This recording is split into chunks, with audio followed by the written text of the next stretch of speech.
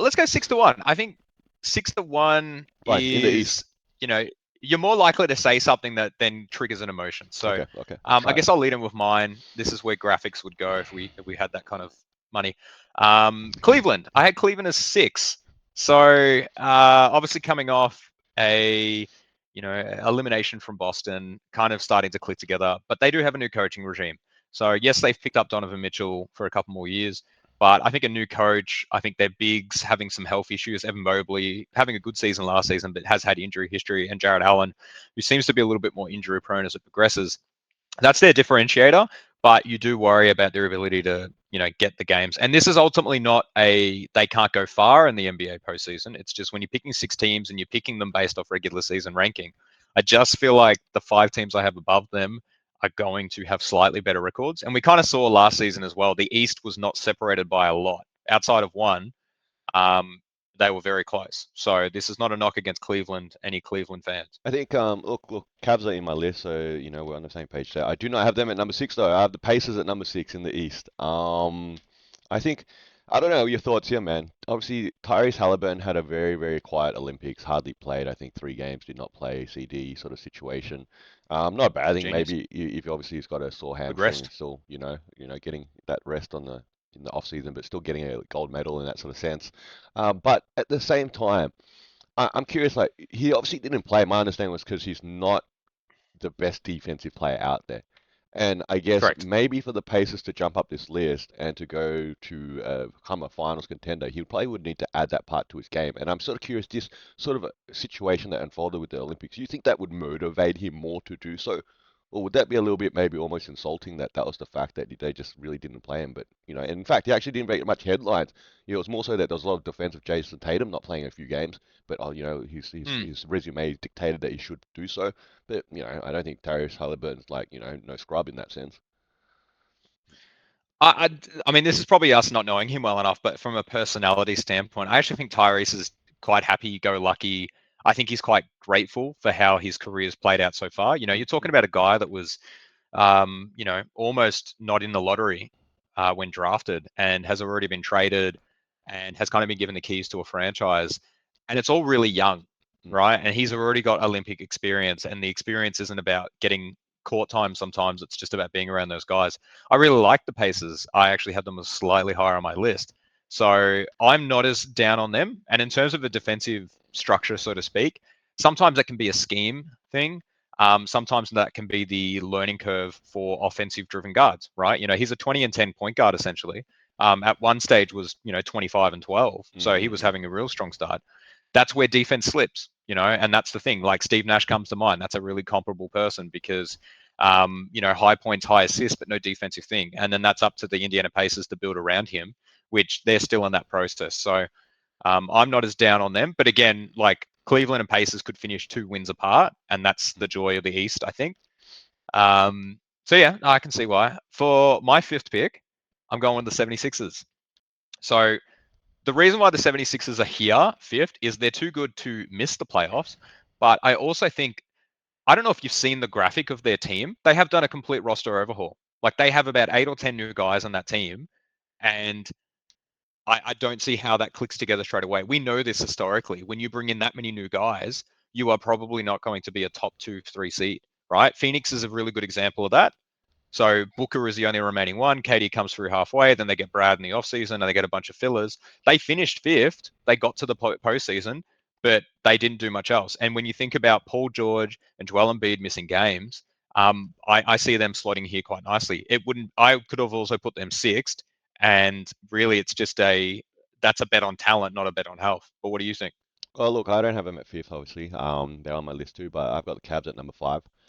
You had them on number Okay. 6, obviously. Like you said, might be a 2-win difference that sort of flips those sort of positions in that sense. This 5 through to 6, and then you obviously your 8th, 7 through to 10, sort of for your play in is generally dictated by perhaps not that many games in the win loss column. So, look, I think the Cavs, they've been knocking on that door that you go give them top 4, yeah, top 4 home court advantage for several seasons now, and you just continue not to be totally sold on them to be able to finish that high. And so. Yeah, look, I don't have them any higher than number 5. We're in alignment a little bit on those two. So this is where we stay in alignment. So maybe the suspense hasn't been created as much as I hoped. I got Indiana at 4, right? So the rationale behind this was they feel poised, to be a regular season team, right? The run and gun style, the high offensive rating, that wins you games in the regular season when otherwise in a playoffs it maybe doesn't lead to as much success. But I also think the Pacers have a lot to be, I guess, motivated by. They didn't have Tyrese Halliburton against the Boston Celtics at all.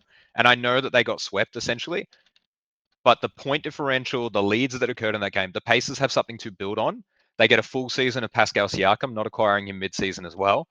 I think they're running it back with a young squad, but with a full off-season training camp, and then the Tyrese Halliburton factor as well. He's got to feel like, well, I clearly proved that I am a 25 and 12 player, and the hamstring really limited him. And that's the risk sometimes when you have an injury mid-season and your team's doing well, that you're motivated to push to come back because you want to see what can happen in the playoffs. And they made it all the way to the Eastern Conference Finals with him kind of playing on a bad hamstring. I feel like their ceiling's quite high. But It's you, just the teams above them. Yeah. I mean, you just applied exactly the same logic to the Atlanta Hawks, did you not? Like, when they had that flash I've in the given up pan. on the Hawks. Yeah, Come on. but They're out of the list. they They're had not in they here. had the flash in the pan season where they went to conference finals too, and then you rode them for like 2 more years that they were so high because they made that high. So Well, I think there's some reality in history repeats sports, itself. and think about like say even like the AFL right now, and like say Collingwood, yeah, the fact that they won last year and then now they like can't even get into the eight this season. That a drop off from a team that performed well one season for 100 different Can happen. reasons, for 100 reasons doesn't carry over. Yeah, so so it's really a hard one to justify. I think then maybe there's another part where you look at that those teams that were consistently up there in the top four sort of situation. That's a huge achievement in itself. Like the fact that you're there and then you remain there without having those up and down years in that sort of sense. So look, at number 4, I've got the Bucks. Obviously, Giannis and Dame Lillard, I think, are still two really dangerous kind of players out there. Look, as much as I want to like knock on Doc Rivers and stuff like that.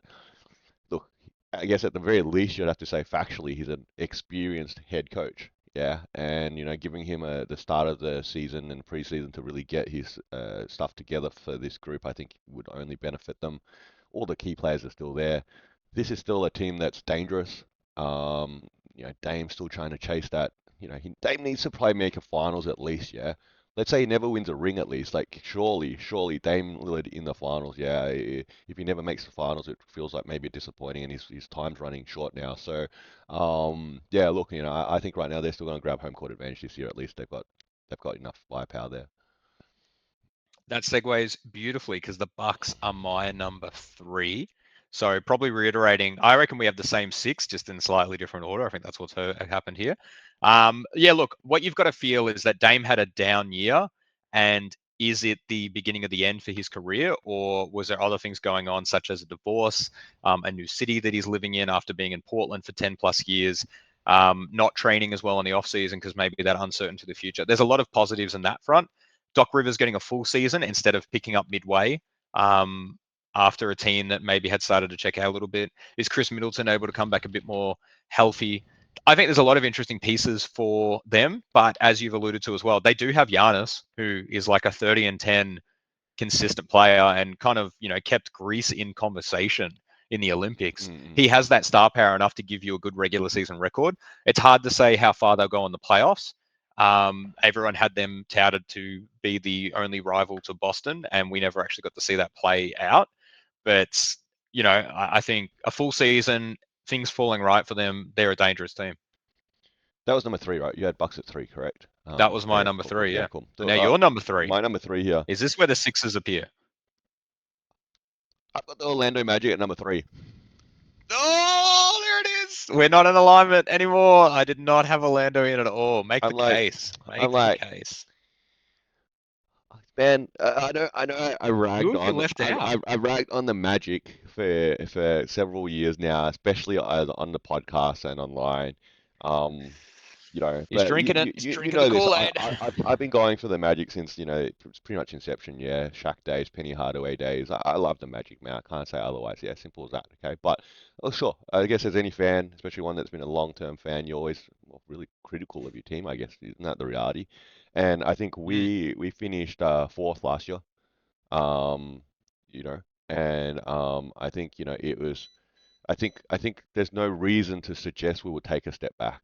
And I think Banchero continues to progress. Good on him. He got my prediction wrong. We didn't have a all-star in the team. Franz Wagner, obviously, still is a great talent. Needs to get his shooting together a little bit. I think he has shot really poorly lately. Didn't shoot well for Germany either, I think, in the Olympics. So hopefully he can get that back on track in that sort of sense. But look, I think KCP coming to our team again, there definitely is no I'm not sure that's making us contenders, but that definitely doesn't hurt us. Okay, we haven't given Markel Fultz any money. Finally, there's enough in me trying to go. We should play Cole Anthony more, and then somehow Markel Fultz has always taken minutes from Cole Anthony, and so on and so forth. So we've been so guard heavy for many years. I think Suggs now has started to break out a little bit. So hopefully that continues to occur. His sort of game continues to go in the right trajectory. Hey, look, third this year for us. That's what I'm picking here. Look, fingers crossed. I'd love to see us third. I'd love to see us first, yeah, but I don't know. I don't want to get my hopes up You're too high yet. making some really strong points, and Orlando was definitely my team where I was like, I've snubbed them, Yeah, right? I see Because they're that. not I on my see top that. six I at see all. that. When we finish Yeah. clearly top four, you'll be like, what the hell? How did I not even put them there, man? Well, I think now what I'm running through my head is I'm looking at my list. I'm remembering what you've said. You've had to have left off a team that I've clearly had on my list, unless you've left off two teams. But I'm going to move into number two because we're going to have to align eventually. I've got New York. New York finished second this season, and they've just acquired Mikal Bridges, which, based off that Nova connection, you just have to believe that they're clearly just going to continue to ride that. And Bridges also kind of proved that really a star role player or a Swiss Army knife, so to speak. And Jalen Brunson's going to take over the predominant scoring. Even Julius Randle from the forward position as well is going to take those key things. And Mikal Bridges is probably going to slot back down to that 15, 5, and 5. But um, will be another Swiss Army knife for them, especially when OG Anunoby is going to miss a bit of time. You do worry about the Hartenstein loss, so to speak, but they're banking on Mitch Robinson being back and being healthy. And I think the hard part for New York fans is I think they actually have a legitimate squad, and you could make a case and say they may be contenders or they could be contenders, but they've got to get to the 95 game mark without significant injuries and gutting of their roster, because it was legitimately comical where if they had somehow made it past Indiana, who was playing against Boston? Like that would have been the easiest roll through of all time. So they're my number two. Are they your number two, or are they your snub? Yeah, Because someone got snubbed. not much excitement there really. That I've got the Knicks at number two as well with you. I think I agree with all your points there. The Knicks, correct me if I'm wrong here, but they really remind me of the Sixers when they were built around Iverson. Yeah, but Yeah. with even more depth. Like Brunson is the engine that obviously drives his team, and he just grinds, man. Isn't that how his style of play goes? He Yeah. grinds in the offensive sense where he'll just keep shooting, even if he has a 10 for a 30 night. Yeah, and I've seen plenty of those sort of nights in that sort of sense. But those nights can easily turn into a 20 for 25 night, and suddenly he's got 50 points. So I think that's the reality of a gunner like that on your team, and the depth around him, plus the chemistry and the familiarity. I think that the Knicks are building there. Look, if you're rating them any lower than top four in the East, I think you got something wrong with you. I think how would I put it? Like their guards, like I think there's a lot of talk about guard play in the NBA, and it's such an important position.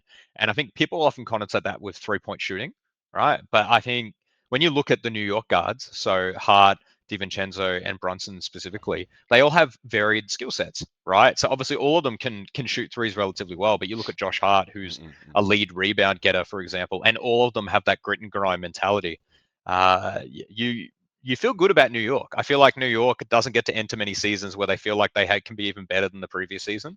They made that playoff berth a couple of years ago, and then they fell off a little bit, and then have come back with Jalen Brunson to rebuild. So good job, New York. You've made our approval list. So clearly we got I a feel like consensus number one. I can't see what else you're gonna do consensus here. number one. Well, I mean, look, I think there's no reason to ignore it, but with the number one pick in the NBA draft, Atlanta has to be favorites, right? Because they build on their I existing think we both agreed thing. with that. Is that not what's Is happening that here? is that how we're going to leave this? No, it's facetiousness aside, it has to be Boston. They were number one with the squad that they ran, and they didn't get Kristaps all of the time. Like, I'd love to just say, like, oh, you worry about them because Kristaps is injured. Yeah, he was for half the season, and he didn't play for most of the playoffs, and they still won the championship. I actually think it's the Drew Holiday acquisition. I think that's probably the conversation that people eventually found themselves to. I think everyone got really allured in with the Kristaps X Factor thing.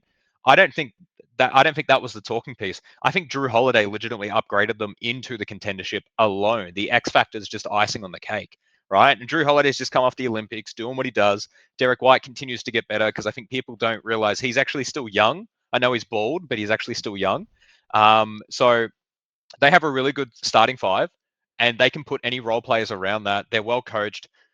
You you feel like they're poised to be the number one seed again Well, because they could win 10 less games mm, and still be the number one seed, right? correct. They finished light years in the sense in the win-loss tally against other teams in the East last year. Even like a 55 win season this year would be feel like a step backwards in that win-loss column, but they could still potentially finish first in the East. So the only part here, if you want to spin sort of a drama, is maybe Jaylen Brown feels insulted for some reason. He didn't make the Olympics team, and now there's some sort of something's going on in the background in the locker room that they're disgruntled, right? But I don't think that's the case. I read a lot of articles where he's a smart guy, and I think if he's a smart guy, I think he's looking for ring number two, and then now you're trying to do a three-peat, yeah, which couldn't might not be that far-fetched. Might not be that far-fetched. That's a potential. Out of all the previous champions, they seem like the most likely that could go back to back, right? When you think about the Lakers, the bubble season, it's pretty hard for them to go straight into a new season. That seemed rough. The Bucks, the 2021 season felt a bit odd. It was hard to imagine that either team would have went back. 2022 is taking a second for me to register who won. Can you remind me? Denver. Oh, it's Golden State Oh, who God, got their last 21. their Golden State. last no 2021's Bucks, 22's Golden State, 23's Denver, and then this season's Celtics. But you know, Denver was always hinging on some of these playoffs runs have been interesting, but that's not the conversation here. And that's at East. So you actually don't have 76ers at all. I put them as 5, and you're coming at me like I'm completely off base, but you didn't even put them in your top 6. Was that Explain yourself. was that a curveball there? I thought I'd play That was along a a little bit. swerve. I I, thought I, I I thought I'd thought it play was like, oh, he's I, got him I, higher. I thought I'd play along a little bit, and maybe you gave me enough selling points there, so without having to repeat them all, that it does take time to build chemistry. Yeah, and it Mm. also requires MB to stay on the court and PG to stay on the court. And I don't know. Now you're sort of rolling the dice. You need them all to come sixes. Yeah, come up sixes right now. Ironically, yeah. Then it all aligns, and maybe this team now makes a run in the top four. Because so right now, I guess I've got them in the play-in sort of bracket. You feel that they at least got that much talent to sort of knock on the door there, which is ultimately what they did last year to a certain extent too. So that's really the same thing. No, I mean, look, I feel like a part of me wanted to put the Sixers 6th, but I just was like, there's so much talent on that team. Surely they do better than that. But Orlando definitely deserves a bit of a nod, and then Atlanta just for the sake of it.